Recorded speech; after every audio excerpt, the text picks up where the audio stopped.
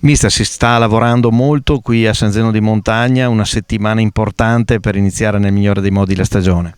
Ma direi proprio di sì, abbiamo l'organico al completo, a parte gli acquisti che speriamo che arrivino, le ragazze stanno lavorando intensamente, non ci sono grossi contrattempi, per cui direi che tutto prosegue nel migliore dei modi.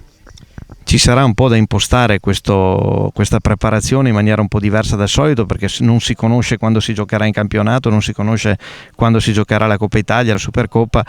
C'è però l'obiettivo della Champions League, che quello è fissato da tempo. Ma non avendo riferimenti, anzi avendo l'unico riferimento che è la Champions, noi stiamo lavorando in funzione di quella.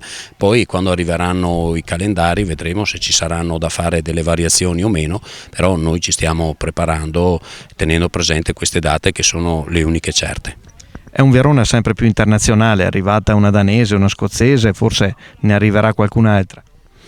Ma direi che è difficile far mercato in Italia, poi ci sono anche persone nel calcio che consigliano alle giocatrici di andare all'estero, per cui diventa quasi proibitivo, e allora andiamo a cercare all'estero, che almeno siamo sicuri di avere delle giocatrici di qualità, di carattere e soprattutto anche fisicamente molto preparate.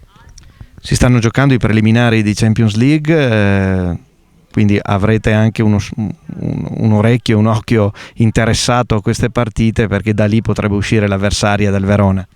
Sì, noi anche per curiosità ma anche per interesse guardiamo i risultati di questi incontri, poi vedremo come sarà il sorteggio, speriamo che sia un sorteggio benevolo, anche perché passare il turno è un nostro obiettivo, è l'obiettivo primario in questo momento.